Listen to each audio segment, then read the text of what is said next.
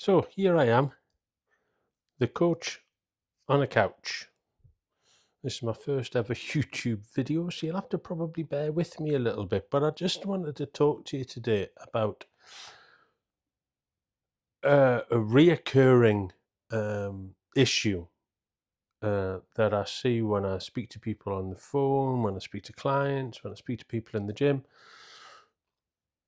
And it's about this kind of restart mentality, this approach they take that inevitably doesn't last, and they fall off and they feel the shame and the guilt and uh, the failure, I suppose. And the restart, I'll restart Monday, I'll restart Monday, I'll restart January, I'll restart next week. Whatever the time scale is, there's just this restart theme that comes into lots of conversations I have. And I'm not here to preach, I'm not here to tell you what to do. I just think it's a topic that's worth having a conversation around. And maybe at the end of this, you walk away with some advice, some guidance, something that you might be able to implement. Or you may think that I'm just talking utter bollocks and you switch off straight away. It could go many ways, this, many ways. But I think from my experience, and if you've seen any of my social media, my Instagram specifically, but I also do Facebook and I do TikTok of all bloody things. Nearly 50 and I'm on TikTok. Of the number one reason that people seem to consistently need to restart seems to be that whatever approach they take basically doesn't have that sustainability. And that's the key thing and the key message that I kind of try and portray through my social media. Now, I'm not dissing 8-week fat losses. In fact, I ran one quite recently. And I think they're great to kickstart you. I think they're great to get your mindset shifted and to get you some quick results. But ultimately, the approach that all of the 8 weeks, including my own, but 8, 12-week programs, whatever they may be, the approach is often very restrictive, and expectations are held really high in order to get to where you want to be. And often that's dictated to by the coach running it, which sometimes I think is a little unfair. I think sometimes the expectations of the coaches themselves can be too high and a little unrealistic. And then when clients don't achieve these expectations, it just shatters their self-belief, their self-worth. It enhances this feeling of failure. So they have a place, and I'm not saying they don't. But I think most people, when they start out wanting to lose specifically fat, if we're talking about fat loss, which is probably 99% of my clients are looking for fat loss. If they're doing it on their own, or if they're doing it with some of these coaches, the expectations are too high. The approach is incredibly restrictive and it doesn't have that longevity to it. They don't learn anything from the process. And it's basically like a white knuckle ride. And by the end of it, they don't feel proud or anything. They feel fucking relieved it's over. Right back to reality. And then they start eating like dicks again. And I'm guilty of that too. If I'm totally honest, I'm eating like a dick at the minute, and I've seen my weight go up, and I know exactly what the issue is, and I'm educated in this field. Like, I know what to do. I know how to do it. I know the implications of having too much salt in my diet, consuming too many processed foods, etc., etc. Like, I get it.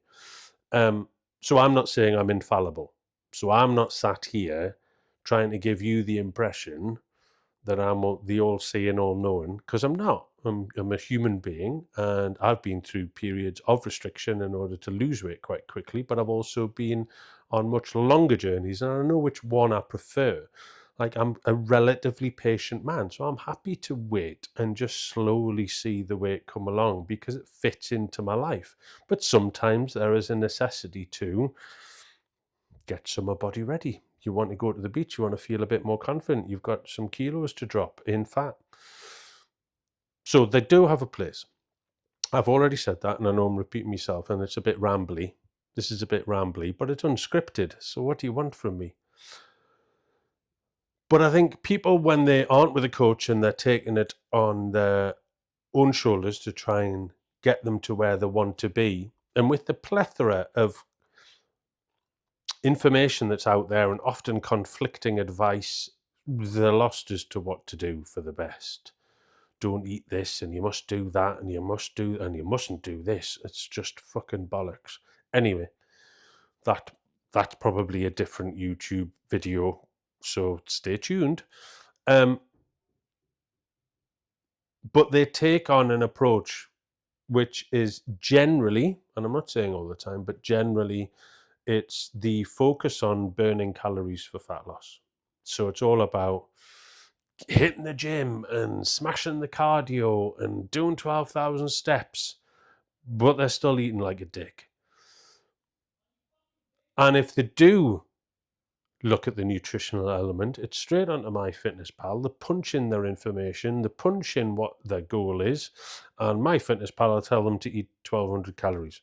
Now, I'm not saying 1,200 calories aren't appropriate for some people. They are, because it's based on your TDEE, your total daily energy expenditure, and your height and your weight and your sex and all of this, and 1,200 is appropriate for some people. But for the majority of us, and certainly those that are deemed as being overweight, 1,200 is just too low. But they'll try and stick to 1,200.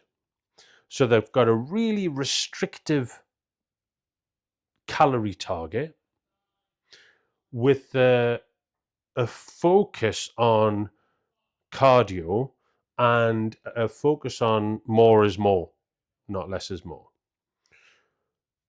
And that's what I mean about white knuckling it. They'll white knuckle it. They might 4 weeks, 6 weeks, they might do the 12 weeks. But fuck me, are they relieved when all that's over? And then the dam breaks, doesn't it? Because you've been in that position where you've been so restrictive and you're knackered and you're constantly at the gym doing stuff that you just want to now switch off from it all. But the problem is when you switch off, that switch off button remains off for months. And what happens in those months? It all comes back on again. And next thing you know, you're on another 12-week fat loss program or another 8 weeks of being good. And it's just this perpetual hamster wheel of fat loss and fat gain, fat loss and fat gain, fat loss and fat gain. Now, when I work with clients, the majority have all been either burnt in the past from these quick fix solutions, or they've tried it on their own and taken on the very approach I've just spoken about. So when they come on to work with me, one of my biggest jobs is just trying to rein them in. So yes, there's education around nutrition and meal timings and macronutrients and salt intake and all of the sort of the science behind the food and educating them on that. There's the education around the training element. Most of my clients are women, so I trained as a women's fitness specialist. So I have I'm not a woman, so there's no lived experience, but I do have a very good understanding of how to coach women and the trials and tribulations of womanhood. Where was I going with that? I started a ramble and then I've lost my trail of thought. But because I'm not editing this, I'm just going to keep waffling until I remember what I was talking about. So this is proof that this is unedited, raw footage you're seeing here.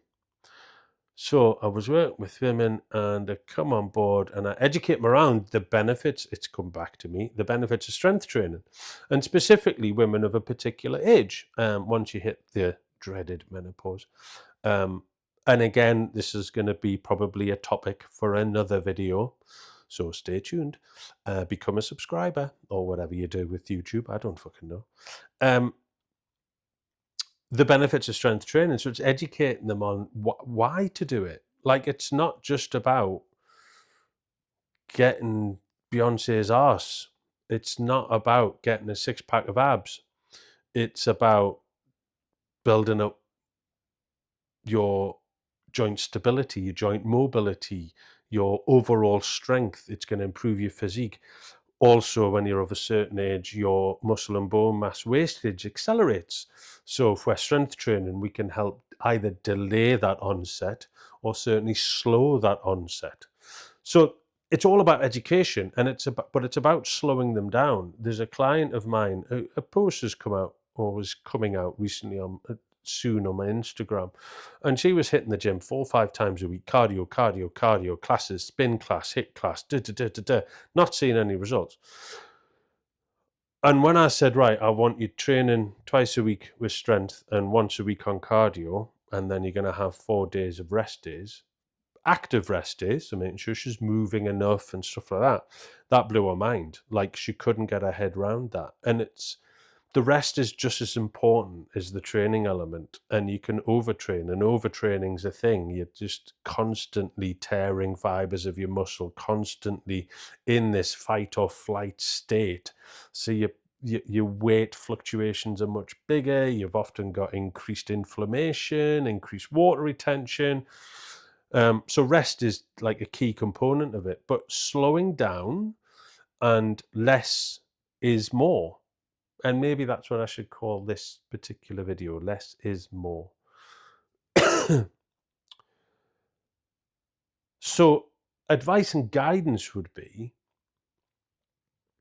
do less, but do it really fucking well, and do it in a way that has that sustainability, that has that longevity, in a way that fits into your life, not you having to fit into it. And take those rest days, but remain active. Allow your body to recover and repair, and make sure you're putting the right fuel in to make sure that that repair process is happening optimally. So making sure you're hitting your protein targets, making sure that you're getting enough hydration and sleep and all of the other stuff that's really, really important. Again, in probably future videos, I'll go and delve a little deeper into the recovery element of it. But doing less certainly works for all of my clients, but in the time that they are doing it, they are incredibly efficient. They're working to intensity. They are seeing this progression session after session, progressive overload, keyword, no, buzzword, but it's a real thing. Like, each session you want to be doing more than you did in the previous session. Now, it's a bit more nuanced for ladies because of things like the menstrual cycle and peaks in testosterone and stuff, but again, that's another video. I've got loads of content, loads of videos about to come out. Anyway, so having that understanding and slowing yourself down is often going to make the results happen a lot quicker, and it's also going to make them remain, because the approach you're going to be taking is something that does actually fit. Now, if I'm totally honest, I will probably train 2 times a week at the minute. I play a lot of squash. That's something I'm really passionate about. I've always played squash from a very young age, fell into addiction, stopped all sport, come out of addiction, picked it back up, now play competitively in Northwest leagues and all of this. Anyway, I'll not bore you about my squash. So I play a lot of squash, so my cardio and my daily movement and everything is all kind of kept quite high with that. Plus, I've got a fucking puppy, so she's although she's away for 3 weeks at Doggy Borstal, I've sent her off to a gun training residential place in Westmoreland. It's ever so quiet without her, though, I'll be honest. But she keeps me active, so I'm always active. I'm always on the go. I work at a gym. I've got my online coaching business. I do repairs of equipment for Joe Blogs down the road whose treadmill's not working. I'm a single dad. I've got 2 kids. Like, I'm constantly on the go, but I only train twice a week, and anything above and beyond that is a bonus. And if I'm totally honest, I haven't even been training consistently twice a week for a number of months because I just fell out of love with it. I just didn't have the motivation to go. Motivation, there's another one. That's another video. Keep your ears and eyes open for that one. But setting yourself reasonable expectations is going to be a key component of this longevity, of this sustainability, of not being in a fucking rush. Slow down. Like if you can start dropping half a kilo a week, like a pound a week, over 52 weeks, it's 52 pounds. I'm great at maths. But can you see how that little amount soon adds up? And if you can stay consistent for a year, you've lost like whatever 52 pounds divided by 14 is. Let's say 4-ish stone.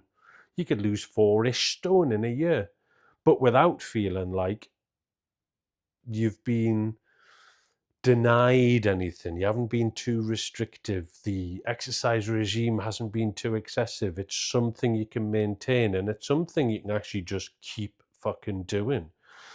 So that is my takeaway from today's first video. But as you've heard, many more to come and many subjects to talk about. If you've stuck it to the very end, thank you. I appreciate it. If there's anyone else you think that might like some information and guidance, many more videos to come, send them to my YouTube channel. That'd be great. I by no means am going to become a YouTube star. I understand that. But it'd be nice to have people take some value from this Coach on a Couch series that I'm going to be doing. So, key takeaways are less is more. Don't go too restrictive. Don't go too excessive on your exercise. Value those rest days. They're really, really important.